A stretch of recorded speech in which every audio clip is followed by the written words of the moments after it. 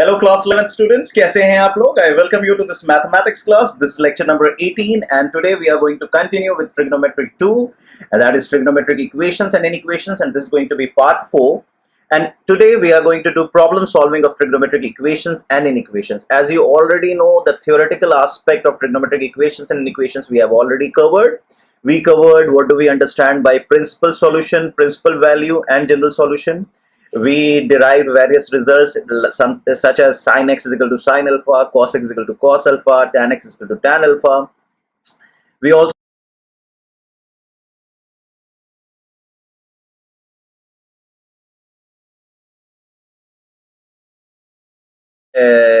values of some important general solution of some important equations which is at the boundary or very at a critical point, like something like sin x is equal to 1, sin x is equal to 0, sin x is equal to minus 1, cos x is equal to 1, cos x is equal to 0, and cos x is equal to minus 1. After that, we also discuss what all things we need to keep in mind while solving trigonometric equations and inequations. After that, we talked about various types how to handle various types of trigonometric equations and equations. So before we go further, I must tell you, I'm sure most of you already know that we have started an additional problem solving series.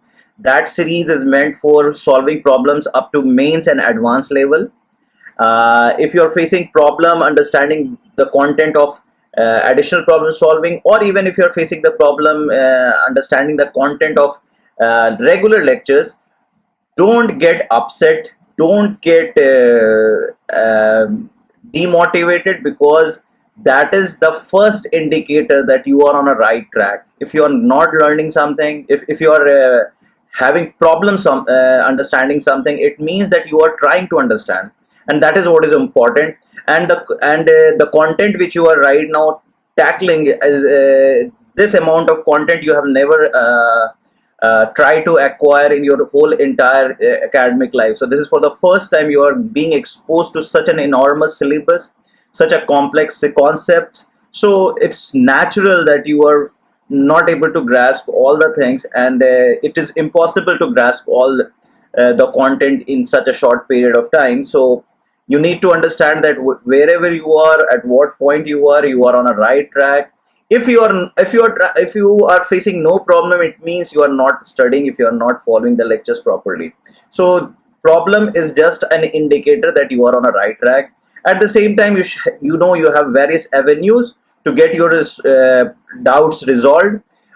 Please message me or email me personally if you need any personal one-to-one interaction with mathematics teacher, if you need one-to-one interaction in logarithm, if you need one-to-one interaction in inequations, if you need one-to-one interaction with wavy curve, you need one-to-one interaction with, so wherever, in which topic or whatever the problems you are facing and you need one-on-one interaction, please write me an email with your name, with your class, with your batch, and we'll allocate one mathematics teacher to give you one-to-one complete doubt clarification session, in which we will not be handling the group. Only those students who will place requests, they will be given the opportunity to interact with our teacher at one-to-one level, so that he can clarify all the dots. Because in the last interaction, I learned that many of you are facing problem in inequalities, many of you are facing problem in log, some of you are facing problem in wavy curve, some of you are facing problem in problem solving of trigonometric identities. So so there are so many topics, and everyone is not facing a problem in every sphere. So wherever you are facing problems, you just mention the exact areas, and then we'll get you connected with one-to-one, and that would be more beneficial in terms of understanding and learning. At the same time, additional problem solving is something which will keep you updated regarding your JEE Mains and JEE Advanced. So in regular lectures also we are covering questions which are related to JEE Mains and Advanced, but at the same time additional means we are giving you supplementary questions to enhance your problem solving skills and understanding. Okay, so without wasting much time, we'll begin the session. Today, as you know, it's a problem solving, so we are just going to solve problems. Let's see what's the first problem of the day. The question is, find the values of x where x lies between 0 to 2 pi such that sin x plus sin 2x plus sin 3x equals cos x plus cos 2x plus cos 3x. Okay, so you have already seen these type of expressions while you were tackling trigonometric identities. So what you can think is this is sine x. So if I say this is sine x and this is sine 3x and this is cos x and this is cos 3x. So what I can begin is I can try to combine these two together and I can try to combine these two together. So this is going to be my first step, and once I start doing it, then we'll see what we can do it further. So let's do the first step. What is sine x plus sine 3x? For that you need to apply sine c plus sine d. I'm sure everybody know what is sine c plus sine d identity. If you don't know this identity, it's high time to revise your trigonometric identities. I'm sure आपको पता होगा what is sin c plus sin d. That is 2 into sin c plus d by 2 into cos c minus d by 2. So what I'm going to do, I'm going to write 2 into sin x plus 3x by 2 into cos 3x minus x by 2. Sin 2x will remain as it is, equals, now what is the second thing? The second identity we are going to apply is cos c plus cos d. I am sure आपको ये भी पता होगा कि cos c plus cos d क्या होता है. That is 2 into cos c plus d by 2 into cos c minus d by 2. So that is going to be 2 into cos x plus 3x by 2 into cos 3x minus x by 2, and then cos 2x will remain alone. So now trying to rearrange it, what I am going to write it, I am going to write it, this is going to be 2 into sine 2x into cos x plus sine 2x equals 2 into cos 2x into cos x plus cos 2x. So as you can see, it has sine 2x x as common, and here it has cos 2x as common. So what I can write it is as, I can take sine 2x common, so it will become sine 2x into 2 cos x plus 1 equals cos 2x into 2 cos x plus 1. So I'll take this equation to the next page.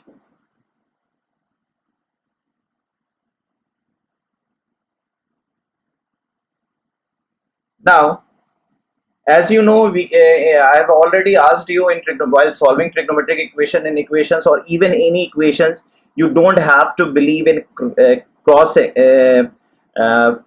removing the factors just by cutting them off. So what you have to do, you just have to bring them in on the left hand side or right hand side, whichever you suits apt. So when I take this thing, I can take 2 cos x plus 1 as common, and you will be getting sine 2x minus cos 2x equals 0. Now this becomes an easy problem now. What you have already easily factored them. So this can be written as sine 2x is equal to cos 2x, which means tan 2x equals 1. Tan 2x equals 1. You know tan pi by 4 equals 1. So you know the general solution of tan x is equal to tan alpha. What is the general solution of tan x is equal to tan alpha? Tell me. Tan x is equal to tan alpha का general solution क्या होता है? I'm sure आपको पता होगा. Tan x is equal to tan alpha का होता है n pi plus alpha, क्योंकि period इसका pi होता है. So what I can write is as 2x is equal to n pi plus pi by 4. So x is going to be n pi by 2 plus pi by 8. So this is the general solution. This is just one part of the answer. Now let's look into the second part. 2 cos x plus 1 equals 0. That will make it cos x is equal to minus half. Then you can write, and you know what is the general result of cos x is equal to cos alpha?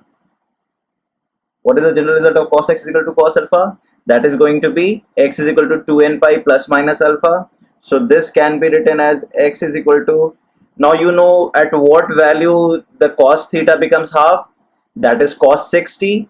At the same time, when it is negatives and you have to consider the principal value, so you will go to the next quadrant, and you know cos 120 degree, that is 2 pi by 3 is minus half. So you can say x is equal to 2n pi plus minus 2 pi by 3.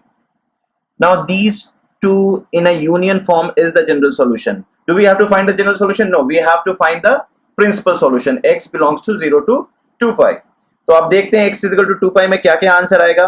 तो आप जैसा कि इसको general solution या ऐसे भी आप देख सकते हो कि cos x माइनस हाफ कब होगा. cos x माइनस हाफ कहाँ कहाँ पे होगा. cos x माइनस हाफ आप कह सकते हो सेकेंड क्वाड्रेंट और थर्ड क्वाड्रेंट पे होगा. आप वैसे कह सकते हो, तो आप कह सकते हो एक आंसर होगा 2 पाई बाई 3 और एक आंसर होगा pi plus pi by 3, 4 pi by 3. So these two are going to be the principal solution of this.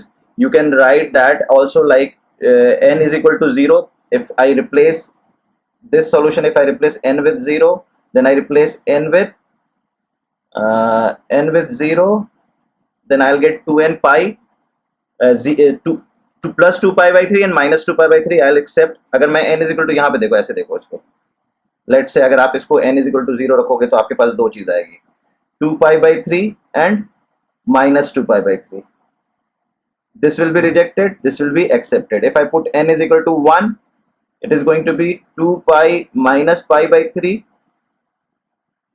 2 pi minus 2 pi by 3 and 2 pi plus 2 pi by 3. Again, I need principal solution, so this will be accepted. So 2 pi by 3 and 2 pi by minus 3, that is 2 pi comma 4 pi by 3. If you look here, again x belongs to 0 to 2 pi. So if I put n is equal to 0, if I put n is equal to 0, I'll just change the color so that you don't have the confusion. So n is equal to 0, one answer is going to be pi by 8. Okay. N is equal to 1, the answer is going to be pi by 2 plus pi by 8. N is equal to 2, the answer is going to be pi plus pi by 8. N is equal to 3, the answer is going to be 3 pi by 2 plus pi by 8. N is equal to 4, then you will go beyond. So you have four answers. One is 2 pi by 3, the other is 4 pi by 3.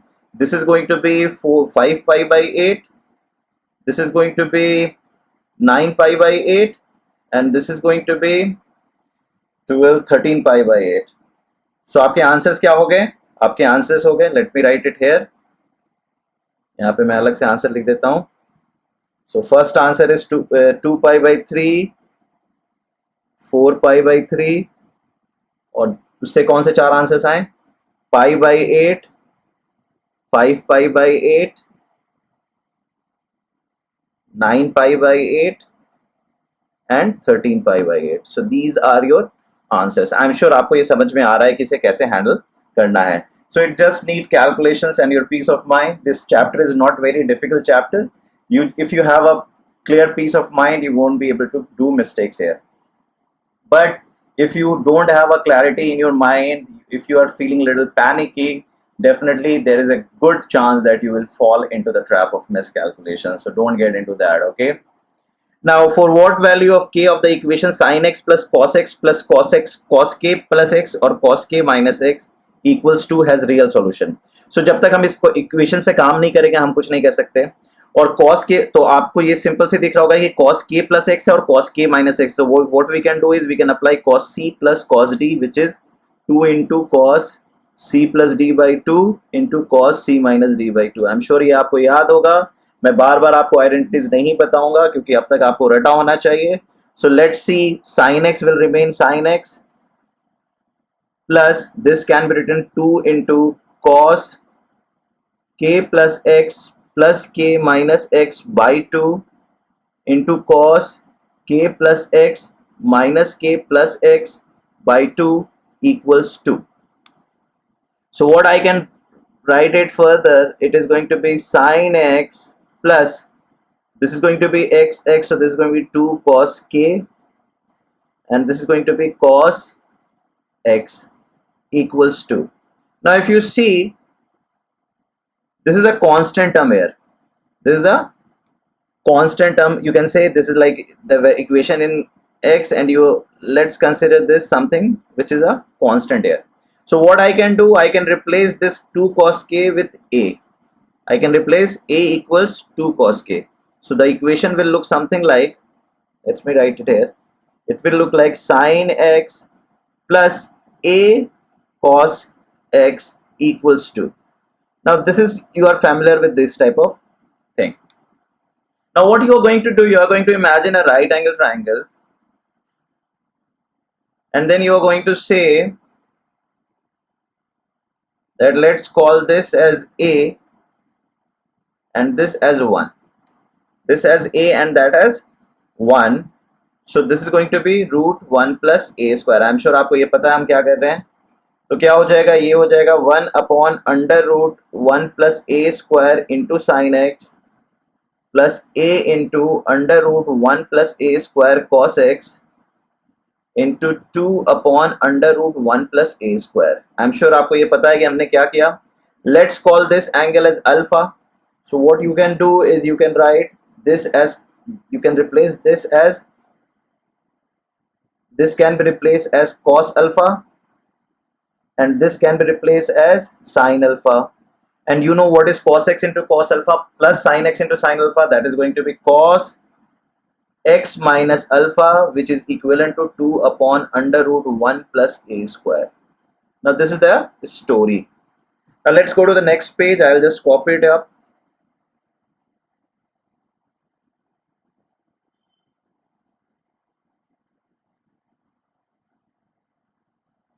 So now this is the equation I got as cos x minus alpha equals 2 into under root 1 plus a square. As you know, this is cos of something. On the right hand side you got something this. So this is whatever this is, this needs to be lying between minus 1 and 1. This expression needs to the right hand side should lie between 1 and minus 1, because on the left hand side you have cos x minus alpha.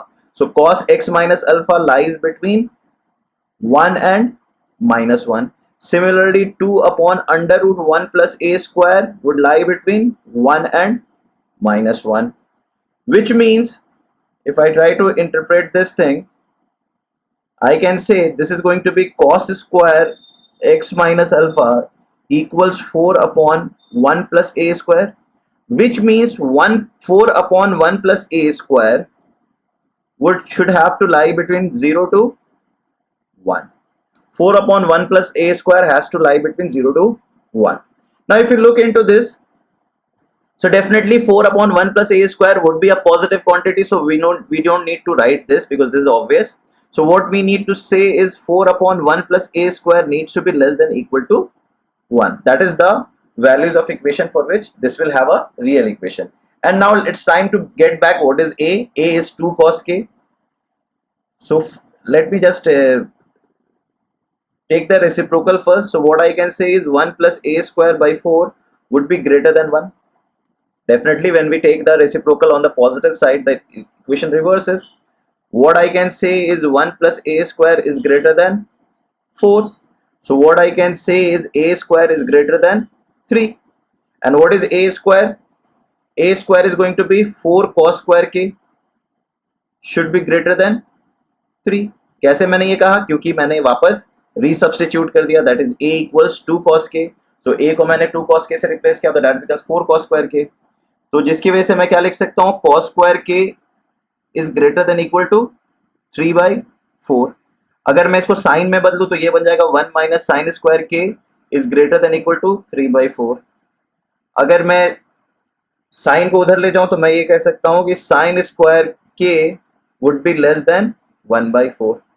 This is the expression I received. Sin square k has to be less than, आप देख सकते हो, right? अब मुझे ये solve करना है, ठीक है, मुझे ये पार्ट सॉल्व करना है. Sign square k minus 1/4 is less than equal to 0, which I can factorize and write it as sin k plus half into sin k minus half is less than equal to 0. अगर आप wavy curve की तरह देखोगे तो आप कह सकते हो कि 0 कहाँ होगा, हाफ पे, फिर कहाँ 0 होगा, माइनस हाफ पे. Positive negative positive. What you need sine, this expression has to be less than equal to 0. So this is what you need, right? You need this, that your sine k should lie between minus half and half. So you solving this, I can write sine k should lie between minus half and half. Now इसको solve करने के लिए what we are going to do, we are going to solve through the graphical method. Let's draw Cartesian plane. Let's say this is my Cartesian plane, and I'll use black color. So I'm going to draw sine k. So this is going to be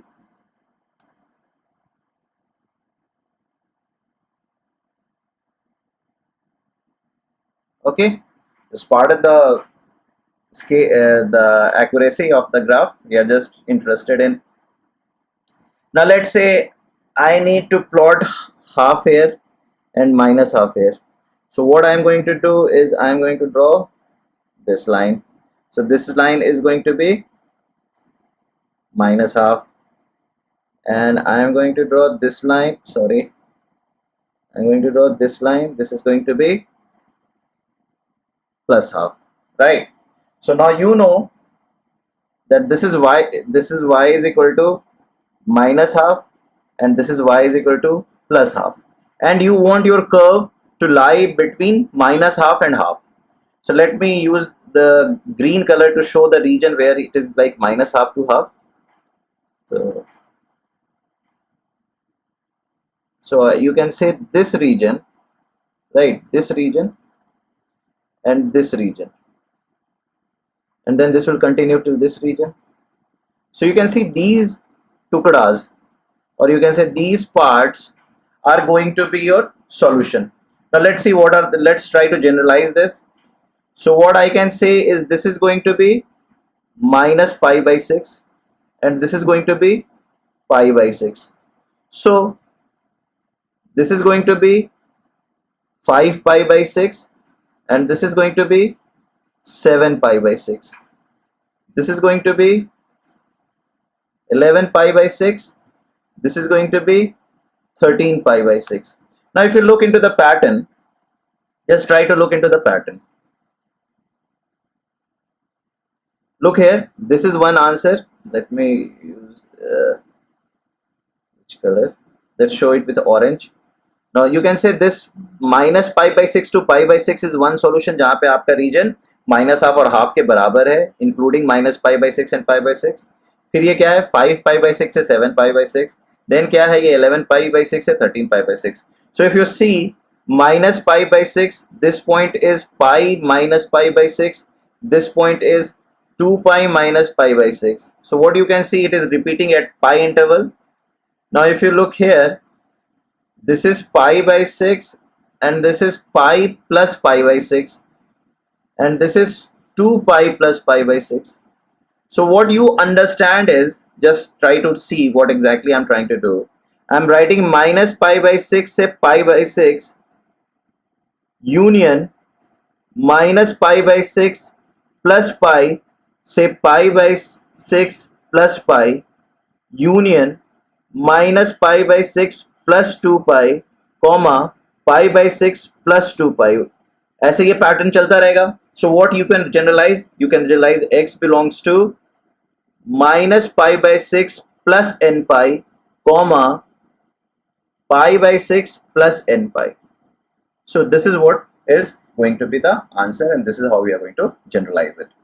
Let's go to the next problem. The next problem is, if 32 tan to the power 8 theta equals 2 cos square alpha minus 3 cos alpha, where 3 cos 2 theta is 1, find that. तो यहाँ पे आप देखो, इस side में दे रखा है alpha और इस साइड में दे रखा है थीटा. तो कहीं ना कहीं थीटा की कांस्टेंट वैल्यू यहाँ पे दे रखी है, राइट? तो सबसे पहले मैं बात करता हूँ इस सवाल को सॉल्व करने के लिए हमें क्या करना होगा. सबसे पहले हमें cos 2 थीटा की वैल्यू दे रखी है. cos 2 थीटा की वैल्यू 1/3 दे रखी है.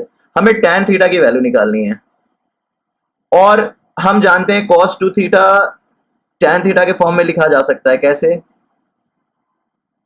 सो आई एम श्योर आपको समझ में आ गया है कि what is going to help us. 1 minus tan square theta upon 1 plus tan square theta से I can find tan theta की वैल्यू. जैसे ही tan थीटा की वैल्यू मैं यहाँ पे प्लेस कर दूंगा, जैसे ही tan थीटा की वैल्यू मैं यहाँ पे प्लेस कर दूंगा तो मेरा लेफ्ट हैंड साइड कांस्टेंट बन जाएगा। फिर उसके बाद ये ऑर्डिनरी क्वाड्रेटिक ट्रिग्नोमेट्रिक इक्वेशन हो जाएगा, trigonometric equation which can easily be reduced in quadratic, and then we can solve for alpha. So this problem is a very easy problem if you look closely. So let's begin by finding the value of tan theta. So now you know 1 minus tan square theta upon 1 plus tan square theta equals cos 2 theta, which is equal to 1 by 3. So by looking into this, I can say 1 minus y square, or rather y to take variables. I can do componendo and dividendo.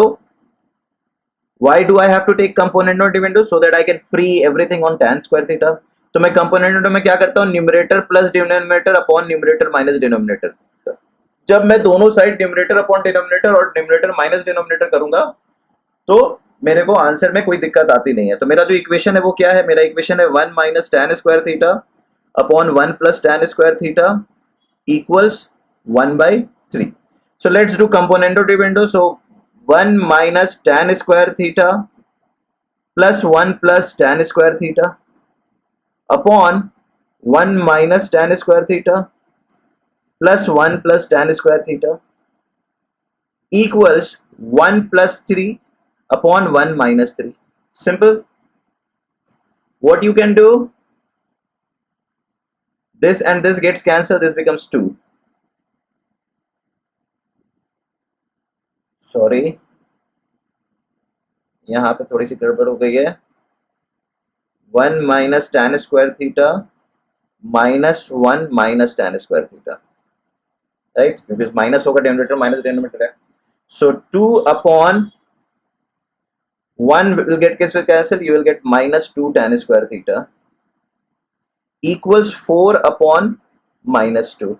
So this minus 2 and minus 2 gets cancelled. What you get? You get tan square theta equals half.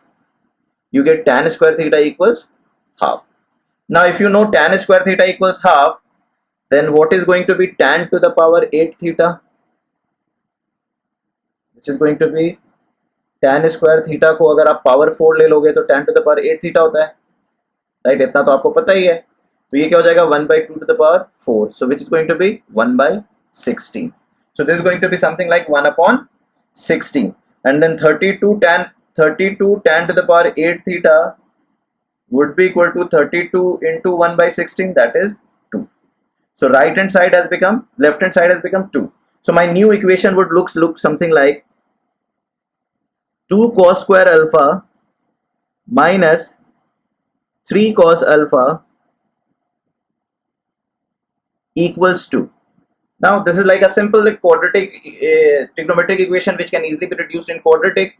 So if I try to write it, so this will be rewritten as 2 cos square alpha minus 3 cos alpha minus 2 equals 0. Now I can apply what I can apply. I can apply quadratic formula. So cos alpha is going to be minus b, that is 3, plus minus what is b square, that is 9, minus minus plus 16 by 4, which makes it 3 plus minus 5 by 4. So one answer is going to be 2 and the other answer is going to be 3 minus 5 is minus 2, that is going to be minus half. So cos alpha equals 2 or cos alpha equals minus half. So definitely this is going to be rejected because this is not possible. So what we are going to do, we are going to write cos alpha is equal to cos 2 pi by 3, because cos 120 degrees minus half, so alpha is going to be 2n pi plus minus 2 pi by 3. This is going to be your general solution. I'm sure general solution पूछा था, yes, general solution क्या हो जाएगा, 2n pi plus minus 2 pi by 3. Now coming to the next question. Now this question looks a little scary, that 4 to the power sin x and then 16 to the power sin x and then 3 to the power 1 by cos y. तो एक तो relaxation हमें मिल गया है कि ये दोनों चीजें तो सेम है, ये दोनों चीजें सेम है।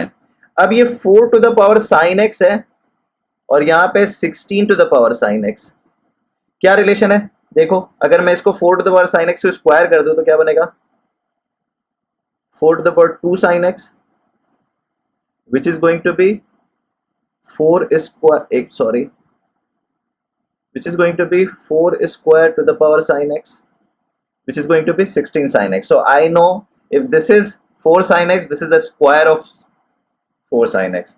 So if I call this as a, this will be called as a square. If I call this as b, this will remain b. So I got two equations in two variables, right? So now what I am going to do, I am going to write 4 sin x as a plus what I am going to write 3 to the power 1 by cos phi, I am going to write it as b. A plus b equals 11, that is my first equation. This is 5 into 16, so I am going to write this as 5a square and this as minus 2b equals 2. This is my second equation. In first equation, I can simply write b is nothing but 11 minus a, right? B is nothing but 11 minus a. I'll just plug it here. So what will be 5a square minus 2 into 11 minus a, b can be replaced as 11 minus a equals 2. Now this is a simple quadratic equation, I can easily solve it. 5a square minus 22 plus 2a is equal to 2. So this is going to be 5a square plus 2a minus 24. So I'll just apply quadratic formula, minus 2 plus minus b square is going to be 4, minus to minus plus, and 24 5s are 120, that is going to be 480 by 10, that is going to be minus 2 plus minus 484, square root of 484 is 22, 22 by 10, so you will have two answers. One is going to be minus 2.4 and the other answer is going to be 2. Now what is a? Now if you look, what is a? A is 4 to the power sin x and 4 to the power sin x, एक answer आ रहा है minus 2.4 और दूसरा answer आ रहा है 4 to the power sin x equals 2. So definitely ये answer आप reject करोगे. Why? Because एक्सपोनेंट में पावर जितना भी दे दो, एक्सपोनेंट कभी नेगेटिव नहीं होता. एक्सपोनेंट की मिनिमम वैल्यू 0 से ऊपर होती है, 0 भी कभी नहीं होता, राइट? आपको ग्राफ पता है एक्सपोनेंशियल फंक्शन का. So the only acceptable equation is 4 to the power sin x equals 2. Now when you are going to solve this, 4 to the power sin x equals 2, the only thing you can say is sin x is half. And when you're going to call sin x as half, what is the answer? You're going to say x equals, what are you going to say? X equals, sin x is half means sin 30 degrees. So you're going to say n pi plus minus 1 to the power n pi by 6. Now what is the second part? That is b. आप यहाँ पे b निकाल लो. देखो b निकाल लेते हैं. a plus b क्या है? 11 है. a क्या आया? 2. तो b क्या होगा? 9. तो b क्या आ गया? 9. तो मतलब 3 to the power 1 by cos y is equal to 9. Let's solve this. So 3 to the power 1 by cos y is equal to 9, which means 1 by cos y is equal to 2, which means cos y is equal to half, which means cos y is equal to cos 60 degree. That is the principal value. So what you're going to say, y equals 2n pi plus minus pi by 3. This is going to be the answer. So these two questions looked scary, but they were easy problems, right? Again, this question, this is like a very interesting question. Now this question, if you look here,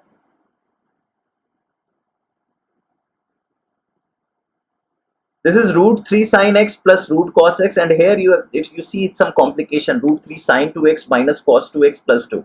तो somehow जब मेरे के पास दोनों expression है, कुछ मिलता जुलता है, तो कहीं ना कहीं मुझे दोनों को सेम तरीके से लिखने की फाइट करनी होगी, अगर लिख सकते हैं तो. और x कहां से कहां तक के बीच में आंसर चाहिए मुझे? माइनस पाई से पाई के बीच में आंसर चाहिए.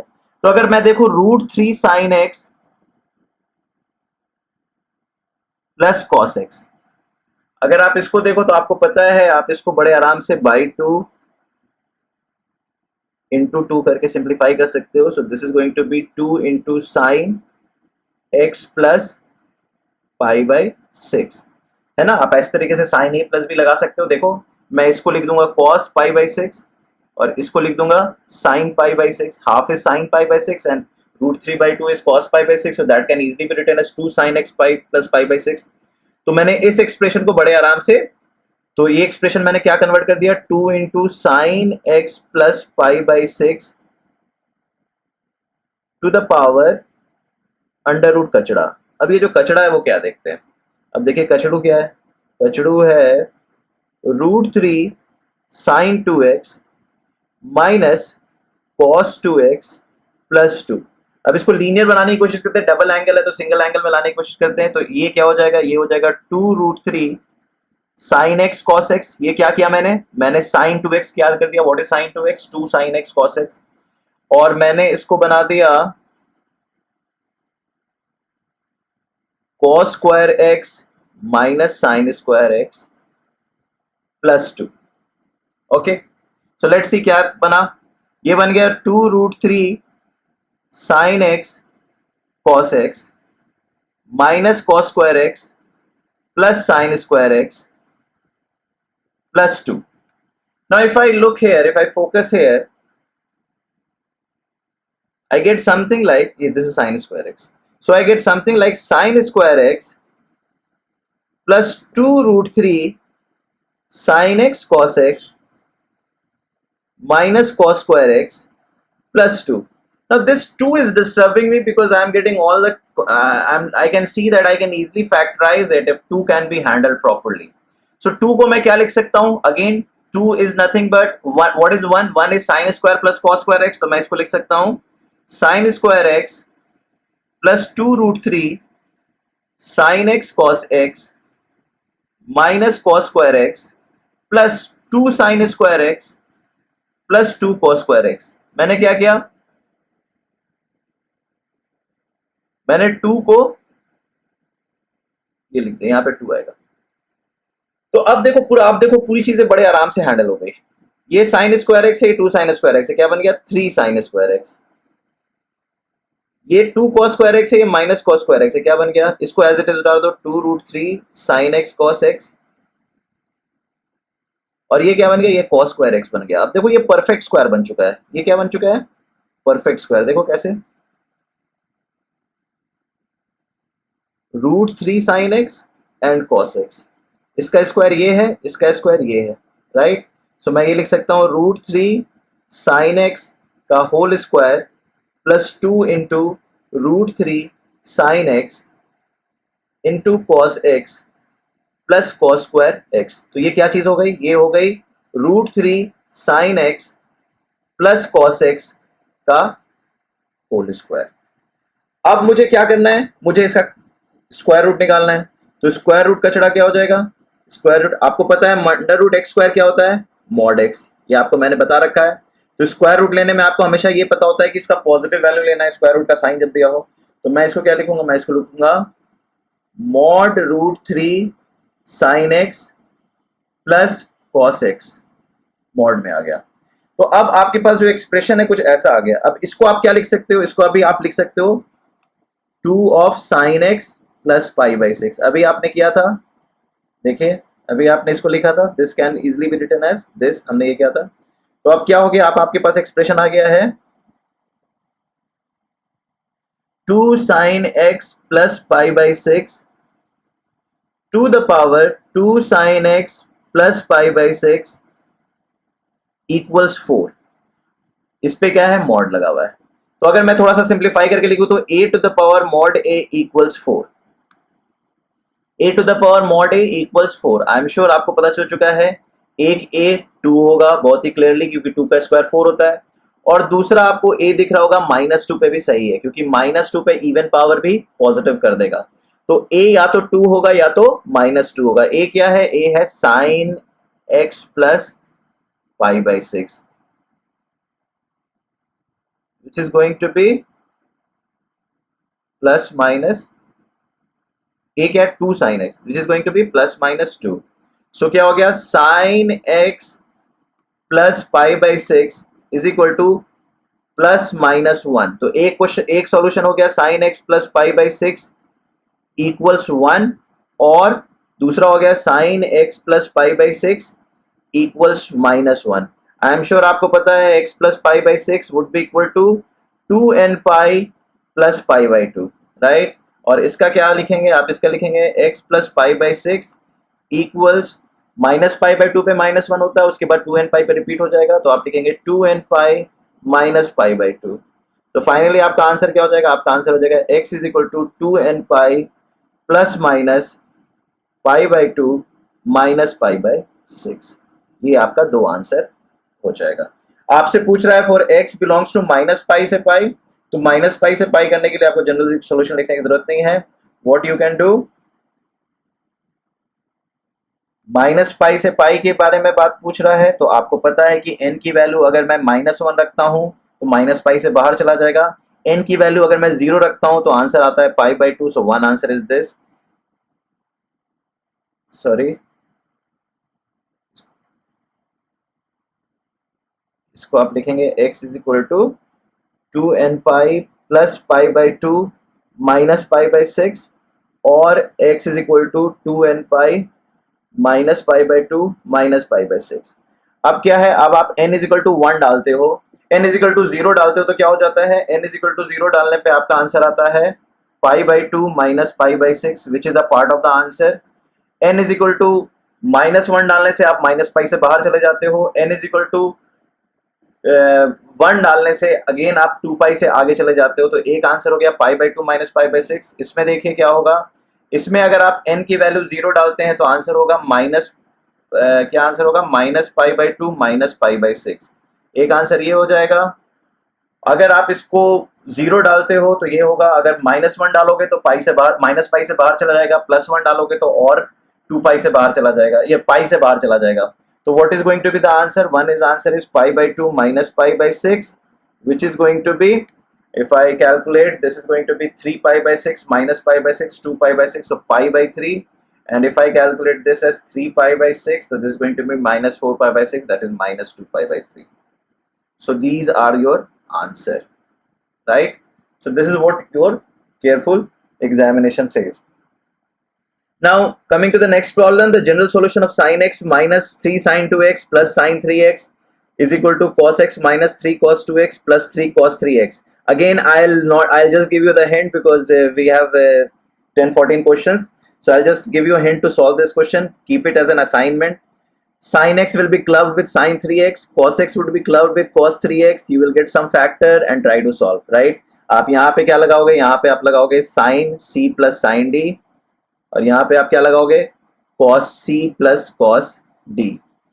जैसे ही आप sine c plus sine d लगाओगे, ये क्या बन जाएगा, 2 into sine two x into cos x minus 3 sine two x, और यहाँ पे क्या हो जाएगा, यहाँ पे बन जाएगा cos 2x 2 into cos 2x into cos x minus 3 cos 2x।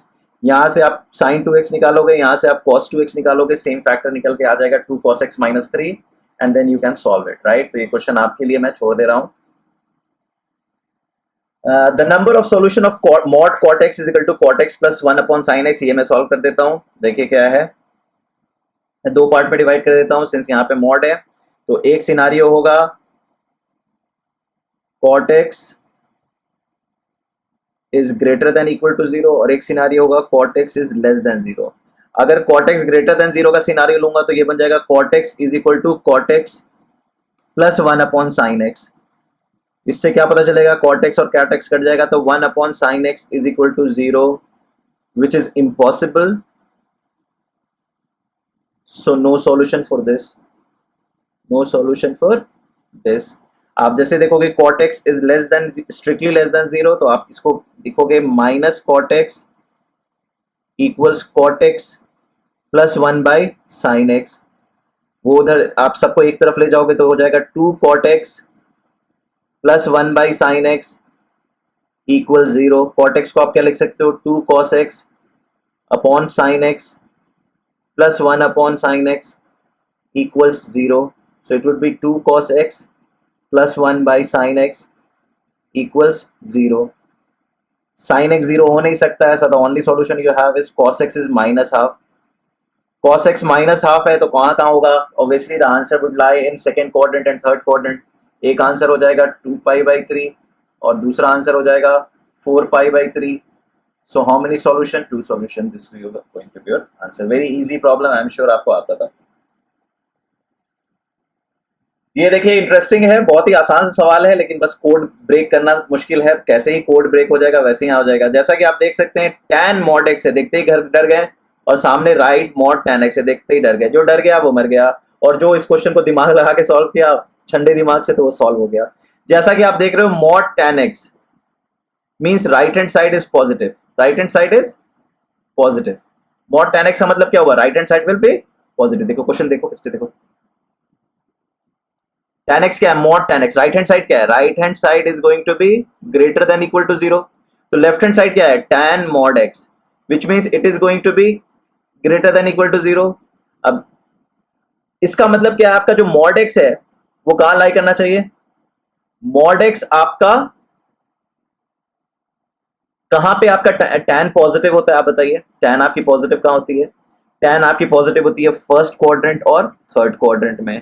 तो इसका मतलब x जो पार्ट होना चाहिए, कौन से पार्ट होने चाहिए? x should be the part of first quadrant and third quadrant, which is going to be 0 से pi/2, ये क्लोज, ये ओपन, यूनियन पाई से 3 pi/2. This is going to be your answer. Because जैसे ही आप फर्स्ट क्वाड्रेंट में आएंगे, this will become tan x is equal to tan x, right, which is going to be positive. tan x equal to tan x कहां पे होगा? First quadrant में होगा. वैसे ही थर्ड क्वाड्रेंट में होगा. इसमें आप ऑप्शंस चेक कर लेना which is complying with the answer. Okay, going to the next problem. The number of solution for the equation 2 to the power cos alpha equals mod sin x, where alpha belongs to minus pi/2 से pi/2 and x belongs to minus 2 pi से 2 pi. Again this looks difficult question, but आप गौर से देखो cos alpha कहां से कहां लाई कर रहा है? minus pi/2 से pi/2. ग्राफ अगर आपको cos का याद हो, so it is something like this. ये आगे जाता है, ये आगे जाता है, but we are interested in minus pi/2 से pi/2, which means it lies between 0 to 1. ठीक है, तो मतलब cos alpha belongs to 0 to 1. Now if you look into the graph of y is equal to 2 to the power x, it is this. If this is 0 and this is 1, this is 0 and this is 1, which means 2 to the power x would lie between 2 to the power 0 and 2 to the power 1. अगर आप 0 से 1 के बीच में कहानी देखते हो, तो graph क्या है? ग्राफ 1 से 2 के बीच में लाई कर रहा है. तो आप कह सकते हो 2 to the power cos alpha would lie between 2 and 1 if alpha belongs to minus pi/2 से pi/2. Right? This is what the scenario is. तो आपको पता है राइट हैंड साइड में क्या है? mod sin x. तो mod sin x किसके बराबर हो सकता है? सिर्फ एक ही वैल्यू के बराबर हो सकता है, दैट इज 1. तो आप कह सकते हो कि सिर्फ 2 to the power cos alpha की 1 वैल्यू पे ही आप sin x निकाल सकते हो. तो आपको सॉल्व क्या करना है? आपको सॉल्व करना है mod sin x equals 1 where x belongs to minus 2 pi से 2 pi. साइन एक्स क्या होना चाहिए? मतलब साइन एक्स होना चाहिए प्लस माइनस 1. आप ग्राफ से भी बना सकते हो, और आपको तो अब ज्ञान भी इतने हो गए हैं कि आप तुरंत सोच सकते हो आंसर इसका. फिर भी मैं ग्राफ करा के आपको दिखा देता हूं. तो ये हो गया आपका 0 से 2 पाई, और ये हो गया just a rough graph, don't get emotional. So अब देखिए 1 कहां पे हो रहा है? 1 हो रहा है, सॉरी कलर चेंज कर लेता हूं. 1 कहाँ हो रहा है? ये स्टॉप पॉइंट पे हो रहा है और इस स्टॉप पॉइंट पे हो रहा है. -1 कहाँ हो रहा है? इस बॉटम पॉइंट पे और इस बॉटम पॉइंट पे. ये क्या है? ये है pi/2. ये क्या है? ये है 3 pi/2. ये क्या है? ये है -pi/2. ये क्या है? ये है -3 pi/2. तो ये 4 सॉल्यूशंस आपके हो गए हैं. So this is going to be 4. Okay, जल्दी जल्दी कर रहा हूं बिकॉज टाइम जा रहे हैं और क्वेश्चन हमें जल्दी से झटपट खत्म कर लेने हैं, so that lecture number 19 should be a new lecture. 3 sin square x plus 10 cos x minus 6 equals 0 is satisfied if n belongs to integer. Again it's a very easy problem, I don't need to solve. आप आराम से इसको solve कर सकते हो. 3 sin square को आप 3 into 1 minus cos square x लिख दोगे, plus 10 cos x minus 6 is equal to 0. ये आप बड़े आराम से solve कर दोगे quadratic equation के फॉर्म में reduce करके, cos x की वैल्यू निकाल के. cos x की दो वैल्यू निकालेगी, चेक कर लेना दोनों डोमेन में लाई कर रहा है कि नहीं, and then general solution. I am sure आपको ये पता है, इसमें आपको ज्यादा दिमाग लगाने की जरूरत नहीं है. आइए झटपट बाकी क्वेश्चन जल्दी जल्दी करते हैं. देखिए क्या है, let s be the sum of all x in the interval 0 से 2 pi such that 3 cot square x plus 8 cot x plus 3 equals 0, the value of s upon pi. Now this question is difficult problem. Now we have to take little time to understand this problem. देखो कैसे, आप देखो ये कह रहा है कि quadratic, ये कह रहा है कि x लाई कर रहा है 0 से 2 पाई, उसके बाद दे रखा है quadratic expression in cot x, और आपसे सम ऑफ इंटरवल्स पूछ रहा है 0 से 2 पाई के बीच में. तो सबसे पहले हमें ये जानना होगा कि 0 से 2 पाई में कितने सॉल्यूशंस आ रहे हैं और उन सबका सम हमें निकालना है. हमें सारे वैल्यूज नहीं निकाल रहे, हमें बस सम निकालना है. सबसे पहले आपको मैं याद दिला दूं, आप लोग अगर याद है तो, अगर आप लोगों को cot x का ग्राफ हमने ऑलरेडी सीख रखा है बनाना. cot x में आपको पता है cot x is cos x upon sin x. तो आपको पता है कि एसिम्प्टोट क्या क्या होता है. साइन जहां पे 0 होता है, एक तो 0 हो गया एसिम्प्टोट आपका, एक एसिम्प्टोट 0 हो गया, दूसरा एसिम्प्टोट आपका पाई हो गया, तीसरा एसिम्प्टोट आपका 2 पाई हो गया. अगर आप इसका ग्राफ बनाना चाहोगे तो I am sure, let's take the colour green colour to draw the graph. आपको पता है इसका ग्राफ cot x का, if you remember everyone, this is something like this, this is going to be something like this. ये pi by 2 और ये 3 पाई by 2, ये 2 पाई, ये पाई, ये 0. This is the graph of cot x. इसको मैं छोटा कर दे रहा हूँ क्योंकि इस ग्राफ की मुझे हमें जरूरत होगी थोड़ी देर में. तो मैंने ये यहाँ पे ऐसे अलग लगा दिया. सो this is the graph of my y is equal to cot x. This is required. Now if you look, let's forget that this is a trigonometric equation for a time being and just think that this is a quadratic equation. So आप कह सकते हो 3y square, let's call y equals cot x. तो आप कह सकते हो 3y square plus 8y plus 3 equals 0. अगर मैं इस क्वाड्रेटिक इक्वेशन को देखूं तो मुझे पता है इसका डिस्क्रिमिनेंट पॉजिटिव है. कैसे? 8 square minus 4 into 3 into 3 that is 28. So definitely discriminant positive है. तो दो डिस्टिंक्ट रूट्स हैं, इनफैक्ट डिस्क्रिमिनेंट पॉजिटिव है, तो दो डिस्टिंक्ट रूट्स हैं. वो दो रूट्स क्या है? y1 plus y2. अगर मैं सम देखूं तो क्या है? -8/3. और y1 इंटू y2 देखो तो क्या है? That is 3/3, that is 1. तो ये पता चल चुका है कि दोनों एक दूसरे के रेसिप्रोकल हैं. दोनों का सम क्या आ रहा है? नेगेटिव.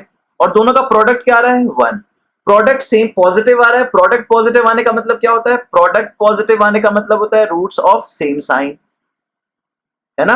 प्रोडक्ट अगर पॉजिटिव है तो same sign, product same sign है एंड सम नेगेटिव है. इससे क्या पता चलता है? इससे पता चलता है y1 नेगेटिव है और y2 नेगेटिव है. ठीक. अगर मैं सेम चीज, अगर मैं ये चीज यहां पे करूं कि अच्छा ये ग्राफ है, ये 3 cot square x और मैं कहूं cot x लाइज x और लिखूं x लाइज बिटवीन 0 से पाई. मैं क्या कह रहा हूं? x लाइज बिटवीन 0 से पाई. तो 0 को ओपन, पाई को ओपन. मैंने कहा x लाइज बिटवीन 0 से पाई. तो मैं ये देख सकता हूं, ये है 0, ये है पाई. तो ये कोई दो वैल्यूज होंगी, x1 और x2, जहां पे ये ट्रू हो जाएगा क्योंकि cot x1 और cot x2 नेगेटिव वैल्यू के लिए जस्टिफाई कर जाएगा. तो मैं ये क्लियरली कह सकता हूं कि एक सॉल्यूशन मेरा cot x1 होगा which is y1 let's call it, और दूसरा होगा y2 that is going to be cot x2. But the question says that आप, सिंस ये पीरियोडिक फंक्शन है और आपको 0 से 2 पाई जाना है, तो आपको पता है x1 कब रिपीट करेगा? x1 यहां पे रिपीट करेगा. x2 कब रिपीट करेगा? x2 यहां पे रिपीट करेगा. तो आप कह सकते हो जो तीसरा रूट होगा x3 that is going to be x1 plus pi, और चौथा जो रूट होगा वो x4 that is going to be x2 plus pi. हमें ध्यान दीजिए कि हमें चारों रूट्स निकालने नहीं है, हमें बस सम निकालना है. तो मैं कह सकता हूं x1 plus x2 plus x3 plus x4 equals, x1 plus x2 को मैंने एज इट इज लिख दिया. इसको मैं लिख सकता हूं x1 प्लस पाई और इसको लिख सकता हूं x2 प्लस पाई. तो टोटल मैं लिख सकता हूं 2 pi plus twice of x1 plus x2. तो मुझे ये आंसर निकालना है. This is my s, this is going to be my s. So this is what we are looking for, right? तो अब ये क्वेश्चन आसान सा हो गया। अब मुझे बस इतना जानना है कि ये x1 और x2 का सम क्या होगा, x1 और x2 का सम क्या होगा। जैसा कि आप लोग ऑलरेडी ट्रिग्नोमेट्रिक इक्वेशन 10 से पढ़ रहे हो, तो आपको पता है, मान लो लेट से एक एग्जांपल लेता हूं, पहले एक नंबर से एग्जांपल लेता हूं। मान लीजिए आपका tan 60 डिग्री है, tan 60 नहीं, cot 30 डिग्री है लेट से। सो cot 30 डिग्री की वैल्यू क्या होती है, √3। और आपको ये जैसा कि पता चल रहा है कि y जो आपका x1 और x2 है, कहां से कहां लाई कर रहा है, x1 और x2 लाइज बिटवीन π/2 से π, that is the region, then only it is going to be negative.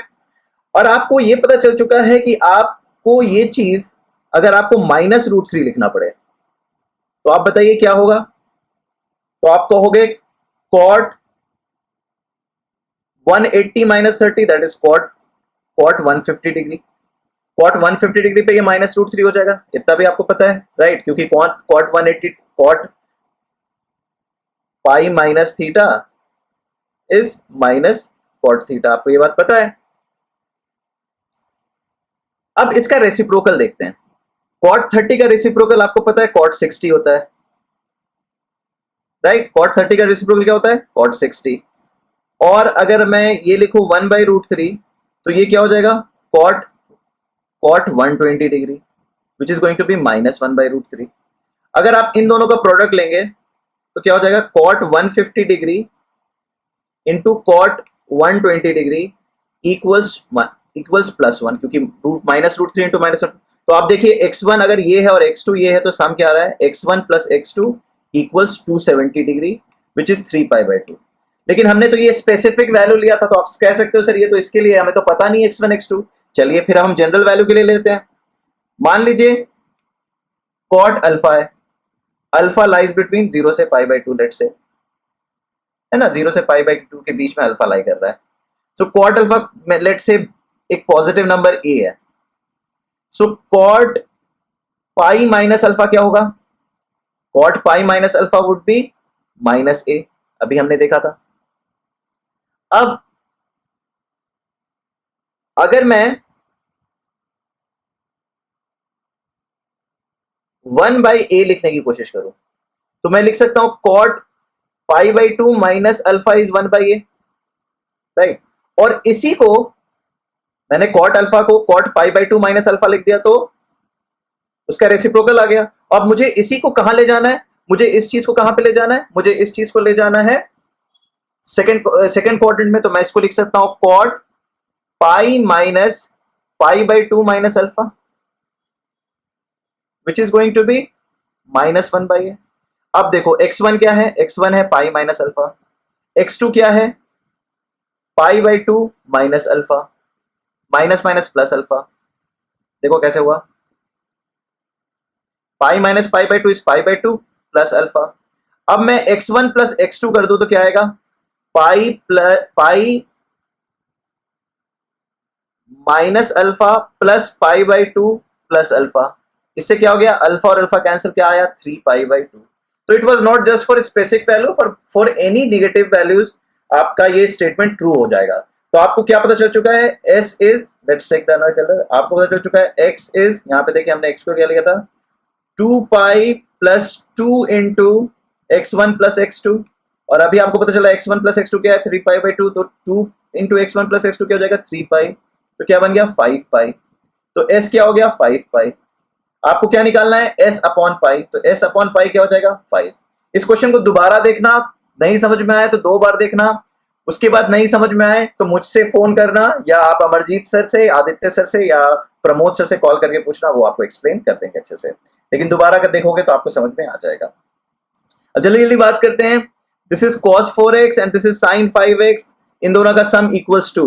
तो ऑब्वियसली देखने में खतरनाक सा सवाल है, लेकिन आप देखते ही आपको पता है कि ये 2 है, इसकी मैक्सिमम वैल्यू 1 होगी, इसकी मैक्सिमम वैल्यू 1 होगी। तो मतलब दोनों कहां पे ट्रू होगा, जब दोनों अपने मैक्सिमम वैल्यू को रीच कर गया है। ये क्वेश्चन आप ऑलरेडी कर चुके हो पहले, तो इसको मैं बस बता देता हूं। आप इसको सॉल्व करो, cos 4x is equal to 1, और इसको करो sin 5x इक्वल्स 1, और बीच में कंडीशन रखो एंड आपको पता है दोनों का जनरल सॉल्यूशन निकालना है।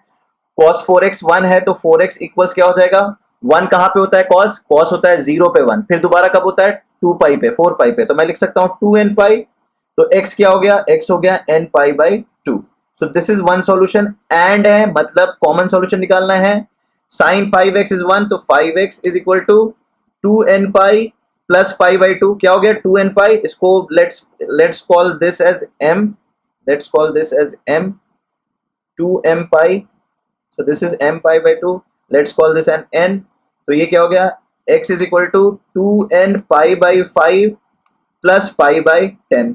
अब मुझे इन दोनों का कॉमन सॉल्यूशन चाहिए, दोनों अलग अलग जनरल सॉल्यूशन देंगे, अब दोनों का कॉमन एलिमेंट्स चाहिए, तो उसके लिए मुझे पता है आपको, मैंने लास्ट क्लास में बताया था, दोनों को इक्वेट कर दोगे, m pi by 2 equals 2n pi by 5 plus pi by 10, सब में पाई है तो पाई कैंसिल कर दो, क्या हो गया m by 2 is equal to 2n by 5 प्लस 1 बाई 10, क्या कर दो 10 से सबको मल्टीप्लाई कर दो, तो ये हो जाएगा 5m, ये हो जाएगा 4n प्लस 1, तो आपके पास आया 5m is equal to 4n plus 1।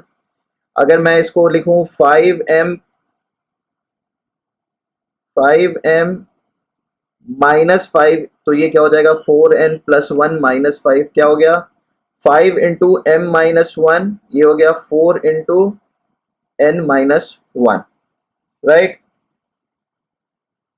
Okay, so what you can do is you can say m minus 1 by 4 equals n minus 1 by 5, and you want these to be equivalent to some integer, let's call that as lambda। तो m क्या होगा, m को आप लिख सकते हो 4 lambda plus 1, या आप लिख सकते हो n को 5 lambda plus 1। आप किसी भी एक सॉल्यूशन में, आपके पास क्या था, आपके पास m पाई बाई 2 था, आप या तो इसको लिख दो 4 lambda plus 1 into pi by 2, आप ये भी आंसर लिख सकते हो, या आप लिख सकते हो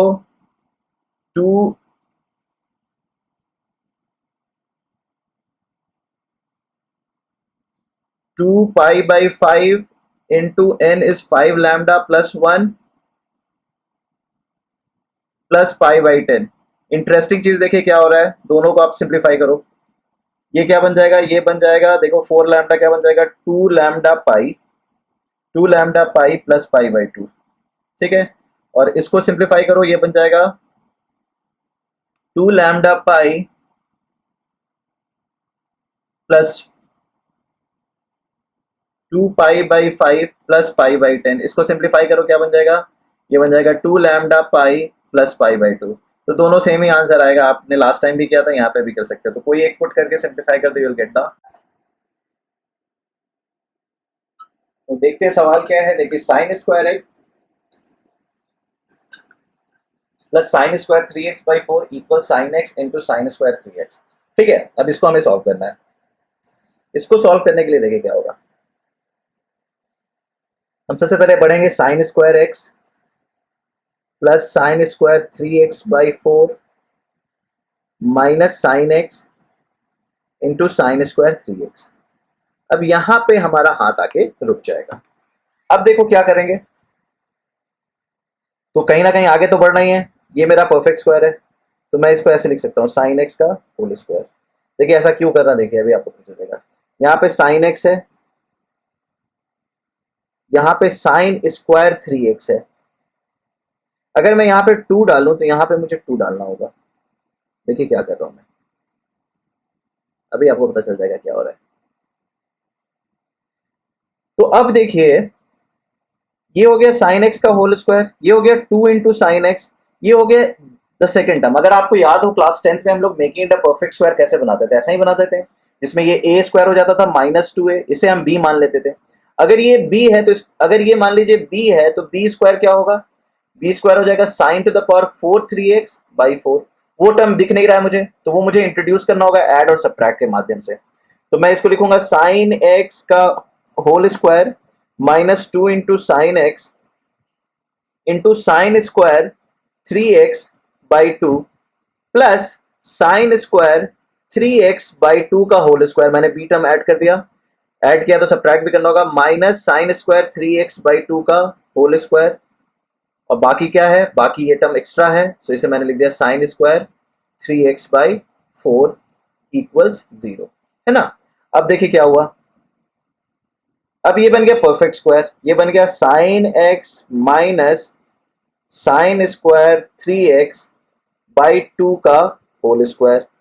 ये क्या बन गया, ये बन गया साइन स्क्वायर 3x/4 जो ऑलरेडी दिया हुआ है, minus sign to the power 4 3x/4। ठीक है, अब हम यहां तक पहुंचे तो अब आप कहानी और आसानी से आगे खोल सकते हैं। कैसे, देखिए ये एडवांस प्रॉब्लम्स के सवाल हैं, तो अगर आपसे पहली बार में नहीं हो रहा है, मुश्किल हो रहा है समझ में, तो घबराने की जरूरत नहीं है। This is the right time to move forward. अब देखिए ये क्या है, ये तो हो गया sine x minus perfect square. अगर मैं यहां पे देखूं, ये इसको ऐसे लिख दीजिए, इसको थोड़ी देर के लिए कचड़ा स्क्वायर लिखे। अब इसको देखिए, यहां पे मैं क्या कर सकता हूं, यहां पे मैं साइन स्क्वायर 3x/4 कॉमन निकाल लूं, तो 1 माइनस साइन स्क्वायर 3x हो गया, है ना। 4 4 काट गया, तो ये बेसिकली क्या बन गया, देखिए कचड़ा square plus 1/4 into sine square 3x into cos square 3x हो गया। आपको पता है sign 3x into cos 3x into 2 क्या हो जाता है, साइन 6x हो जाता है। तो मैं इसको क्या लिख सकता हूं, कचड़ा square plus 1/16 into 2 into sign 3x into cos 3x का होल स्क्वायर इक्वल 0। तो आप क्या लिख सकते हो, कचड़ा square plus 1/16 sign square 6x equals 0। अब आप देखोगे ये भी स्क्वायर है, ये भी स्क्वायर है, और दोनों का सम 0 है, तो इससे आपको क्लियर पता चल चुका है कचड़ा is equal to 0 and sine square 6x is equal to 0। Sine square 6x को सॉल्व करेंगे तो मुझे पता है 6x is equal to n pi आ जाएगा, क्योंकि sine 0 sine pi sine 2 pi पे 0 हो जाता है, तो x क्या हो जाएगा n पाई/6। लेकिन इसको मुझे इसके साथ इंटरचेंज करना है। अब इसको देखें कैसे करेंगे, take a new page, sorry,